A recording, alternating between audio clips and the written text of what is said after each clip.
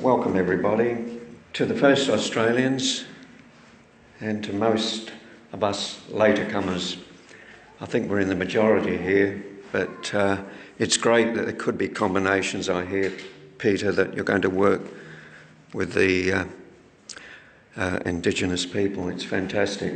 Look, I'm not about giving confrontational talks vis-a-vis between environmental objectives and mining objectives. No, this is about finding middle ground for the betterment of the Helena and Aurora range and the public in general and future generations. Within the Yilgarn region, there are many banded ironstone hills. Many are being mined right now. The Helena and Aurora range is not only the highest and perhaps the most impressive range in the region, but is also has some of the rarest flora in the Yilgarn. And Chappelle and Brian have mentioned a lot of the technical aspects. I'm more talking about a general aspect now. It is my desire to have this stunningly beautiful range of hills vested under the umbrella of a national park. Why so?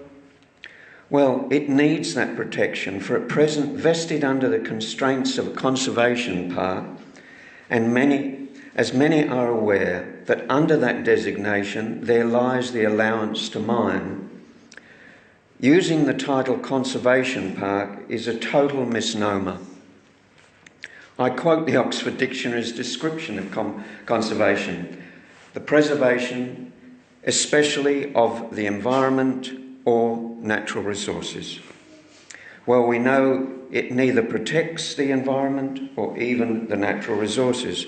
If you mine, both are gone.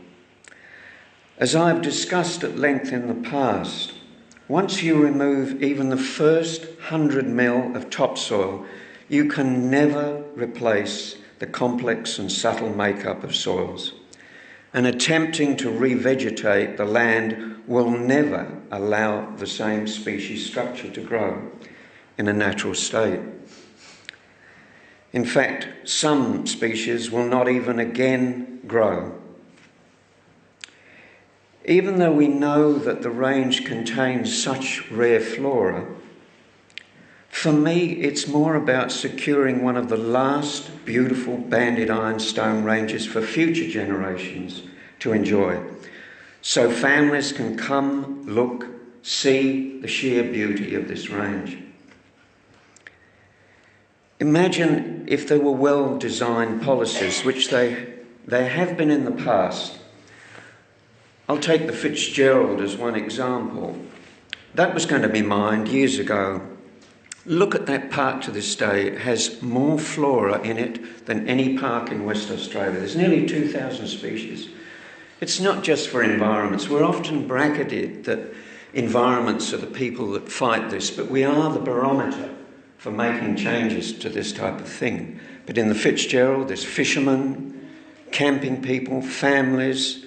I know a German who comes out every year just to study the flora. That's where his heart is at, and he studies. I mean, it's amazing.